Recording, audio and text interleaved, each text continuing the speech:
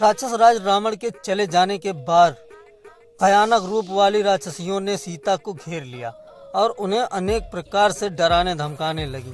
वे सीता की भर्त्सना करते हुए कहने लगी, हे मूर्ख, अभागिन, हे नीच नारी, तीनों लोकों और 14 भुवनों को अपने पराक्रम से पराजित करने वाले परम तेजस्वी राक्षस राज की सया प्रत्येक को नहीं मिलती।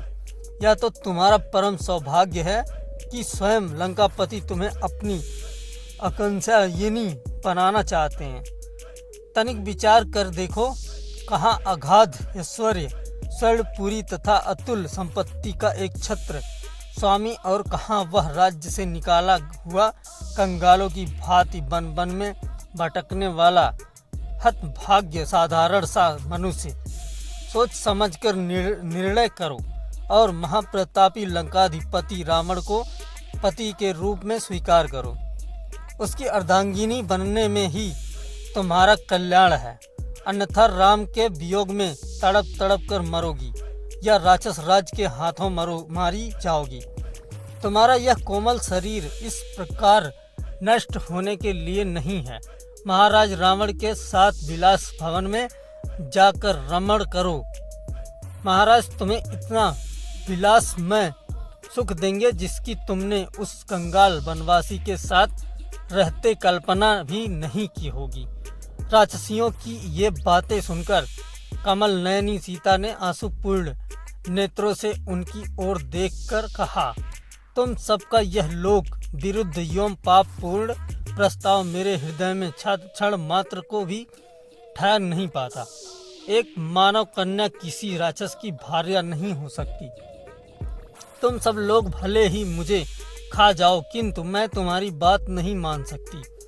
मेरे पति दीन हो अथवा राज्यहीन, वे ही मेरे स्वामी हैं और मैं सदा उन्हीं में अनियुक्त हूँ तथा आगे भी रहूंगी। जैसे सूर्यवर्चला सूर्य में, महाभागा सच्ची इंद्र में, अरुंधति महर्षि वशिष्ठ में, रोहिणी चंद्र में, सुकन्या चवन में, सावित्री सत्यवान में, श्रीमती कपिल में, मदयंती सौदार में, केसिनी सागर में और दमयंती नल में अनुराग रखती है। वैसे ही मैं अभी अपने पति ईश्वा किशोरमणि श्री राम में अनुरुक्त हूँ। सीता के वचन सुनकर राक्षसियों के क्रोध की सीमा ना रही। वे रावण की आज्ञा अनुसार कठोर वचनों द्वारा उन्हें धमकाने लगी। अशोक वृक्ष में चुपचाप छिपे बैठे हुए हनुमान जी सीता को फटकारती हुई राक्षसियों की बातें सुनते रहे। वे सब राक्षसियां कुपित होकर कांपती हुई सीता पर चारों ओर से टूट पड़ी। उनका क्रोध बहुत बड़ा हुआ था। राक्षसियों के बारंबार धमकाने पर सर्वांग सुंदरी कल्याणी सीता अपने आंसू पोंछती हुई उसी अशोक वृक्ष के नीचे चली आई जिस पर हनुमान जी छिपे बैठे थे। शोक सागर में डूबी हुई विशाल लोचना वैदेही वहां चुपचाप बैठ गई। वे अत्यंत दीन व दुर्बल हो गई थी तथा उनके वस्त्र मलिन हो चुके थे। विकराल राक्षसियां फिर उन्हें घेर कर तरह तरह से धमकाने लगी।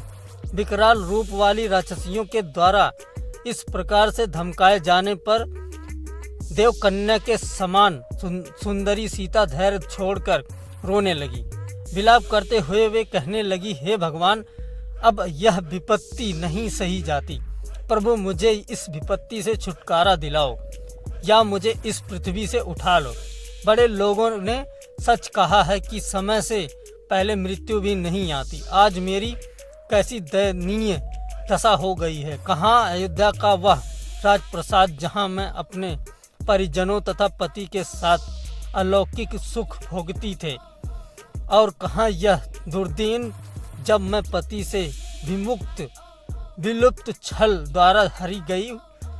इन राक्षसों के फंदों में फंसकर निरीह हिरणी की भांति दुखी हो रही हूँ।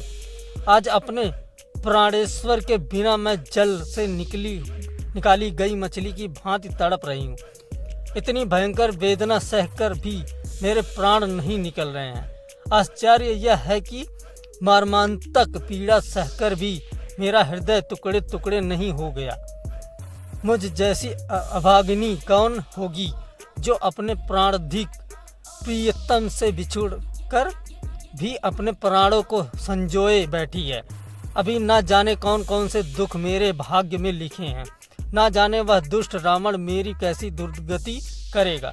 चाहे कुछ भी हो, मैं उस महापातकी को अपने बाएं पैर से भी स्पर्श ना करूंगी। उसके इंगित पर आत्मसमर्पण करना तो दूर की बात है, या मेरा दुर्भाग्य ही है किस एक परम प्रतापी वीर की भार्या होकर भी दुष्ट रावण के हाथों सताई जा रही हूँ, और वे मेरी रक्षा करने के लिए अभी तक यहाँ नहीं पहुँचे।